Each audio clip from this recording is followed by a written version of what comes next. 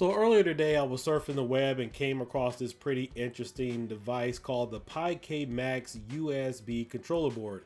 And what's unique about this device is that it uses a Raspberry Pi RP2040 chip inside the board, or on the board rather, in order to control the buttons, up to 30 buttons or so for your arcade cabinet. Now, this particular unit, I don't have an actual price on it, but it looks like it comes included with one of these newer arcade units, which we'll take a look at here in just a second. But typically, most of us in the Raspberry Pi community are getting something with a Raspberry Pi. We're using that to pretty much emulate games, and I do believe this may be the first controller or first type of setup that allows us to specifically use a chipset or a board to fully control all of our buttons. Now, normally an arcade unit will have anywhere between 8 to 6 buttons on your left, 8 to 6 buttons on your right, and then you maybe have a coin start button on each side, maybe 2 buttons for pinball use, and then maybe you have 2 or 4 buttons on the actual arcade machine itself for other various purposes. So this particular board not only controls your LED functions, it also controls up to 30 different buttons. So you have more than enough room to spare depending upon how you want to hook this up. Now, this unit was available through Picade or Picade Max. I believe the arcade unit itself came out just a few weeks ago. I know that there is a couple of articles about it. I think Tom's Hardware and several other websites did some reviews on it. And so some of the specs of this particular unit is it comes with the Raspberry Pi RP2040 dual ARM Cortex. If you guys have been watching some of my other single board computer videos, that particular chipset is made to control or use or integrated with GPIO pins.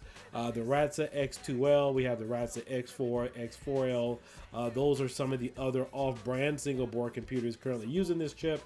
It has a power of 133 megahertz and 24 gigabytes of SRAM, 2 megabytes of QSPI flash for supporting XIP, USB 1X USB-C port for powering and programming, and user inputs for your socket. So again, this also is set up for 2 4-way joysticks and a 30 arcade button. So maybe this will also work with the trackball too, because I'm just kind of thinking about all the additional things that you can kind of hook up to it. But this is really robust for something like this. And Raspberry Pi, in terms of what I know, has really never been used for this purpose. It's been used for some of the marquee scripts that we've had in the past, and then of course direct retro gaming. Looks like it has a reset button on here as well as a status RGB light, and it supports up to 5 volts via a USB-C type adapter. Now, if we take a look at the actual arcade unit, unfortunately, there is no scale next to it to give us an idea about what this arcade unit fully looks like. But this is the Picade Max, and I believe it was announced or came out maybe a few weeks ago, somewhere around maybe between maybe the end of August up until currently this month. I've seen a few articles, but it's a pretty cool unit. Now, the only unfortunate thing about this unit is I don't believe that Picade USB controller is sold separately, and this arcade unit, from my understanding, is selling for about $500, which is pretty pricey. Now, the way they have this set up is they want you to use Recalbox. Recalbox is another, I wouldn't say official, but kind of quote-unquote official retro gaming image for the Raspberry Pi type setup. If you have the Raspberry Pi setup, you have 2 operating systems or 2 different front ends you can use. One is RetroPie and the other one is Recalbox. Now, I do believe that the reason why RetroPie is not assisted on there or installed is because there's no, well, there is an official version, but it's not compiled yet for the most part. So Recalbox is included with this with your purchase for about $500. And something like this, particularly in terms of a bar top, I wouldn't even use a Raspberry Pi. It's too powerful for what you're going to use this with. We know that the Pi 5 can handle PlayStation 2, Wii emulation, some Daphne, and now we can also do cloud gaming with this. So personally, I would go with something a little bit smaller to taste. I would go with like a Raspberry Pi Zero 2W, or maybe like a RATSA 3W, which has the RK3566 chip in there. I know it would take a little bit more development, but those are your single board computers that have a smaller form factor, and you'll pretty much get the most bang for your buck, and those units range anywhere between 15 to 20 or 15 to $30. So here's a look at the the Ratsa 3W. You can see the small form factor. It's probably about 3/4 the size. Excuse me, 3/4 of the size of a Raspberry Pi. Are those your normal average single board computer? So this is what I would think would really be economical for a system like that. It looks really tight. Again, I don't have it in front of me, but again, looking at these pictures, this would be like your standard bar top. But for $500 and something, I think that the price itself is overkill for this particular unit, considering that it is 2 players, and I don't really see 2 people playing on this type of unit. I have a number of different fight sticks where I have 2 players side by side, and that has a better room margin in terms of compared to this. So let's see, the Picade Max USB controller is selling for, okay, so it is $20. It looks like you can buy that separately. It says the exact price depends on the BP to USD exchange rate, and if you don't have your own buttons and joystick, there's also an arcade parts kit. If you want some fancy LED buttons for your console, you may also consider adding plasma buttons as well for about $60 for $10. So let's take a quick look at the parts list, and I don't see we don't see that on here in terms of the units. Let's take a look at the actual unit. We have it here for $20.